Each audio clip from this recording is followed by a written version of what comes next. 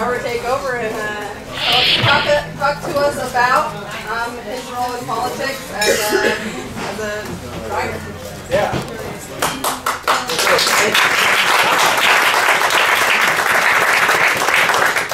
So I try not to do a lot of public speaking, so this is going to be an adventure for everyone, I think. I'm going to just try to give a little bit of an overview of how we do this, and then I was going to leave a lot of time for questions, but I don't like the looks of the crowd, so.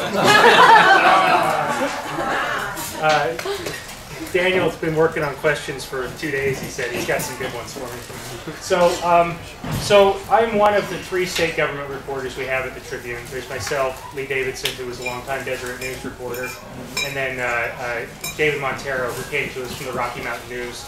Covers mostly immigration for us, but the 3 of us are sort of the core of the state government team. And then we've also got reporters who cover select issues, health, education.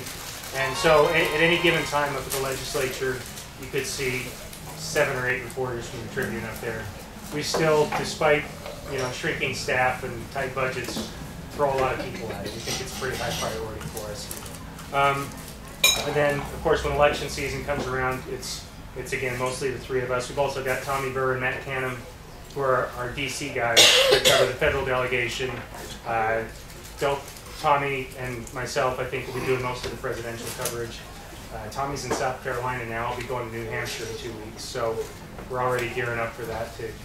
Especially when we have Mitt Romney and John Huntsman both in the field, it's going to be pretty grueling for us. So that's kind of how we do things.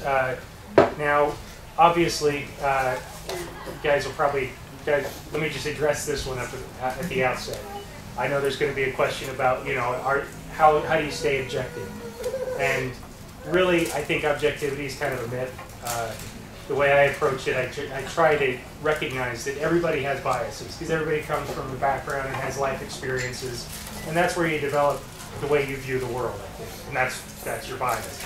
So you've got to kind of recognize that everybody has that, and the way I try to approach it is, when I'm writing a story, when I'm reporting a story, you have to be able to appreciate and understand both sides of an argument and present them both fairly, I think. Some may disagree, but present them both fairly, and then go back over what you've done to make sure that your own opinions aren't coming through in this. Sometimes we succeed, sometimes we fail. It's never a perfect science, but we do the best we can at that. There are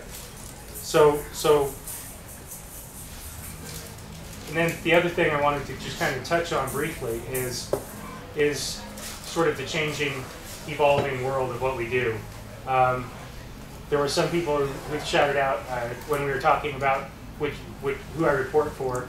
Somebody said Holly on the Hill, which I think is it's great. Holly's fantastic, but it sort of points to, I think, the changing world of media, the changing media world we live in, where we have Facebook and Twitter, and we're supposed to be out here in different media, basically.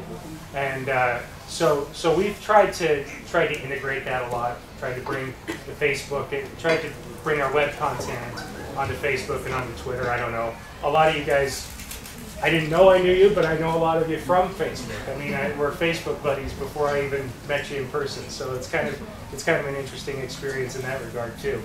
And the fascinating thing about Twitter and blogs and everything else that goes along with it, it's really changed the way we do our job. I mean, it used to be that the 3 or 4 or 5 reporters we had at the Tribune were sort of the eyes and ears for all of our readers. And now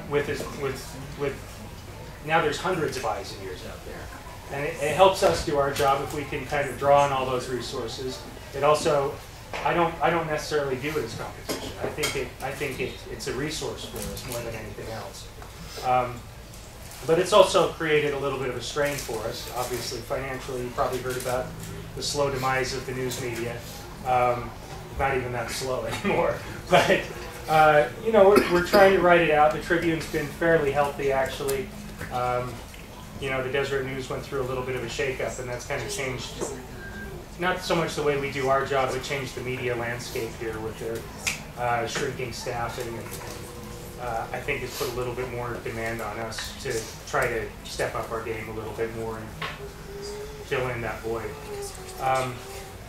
So that's kind of an overview of how we do our job.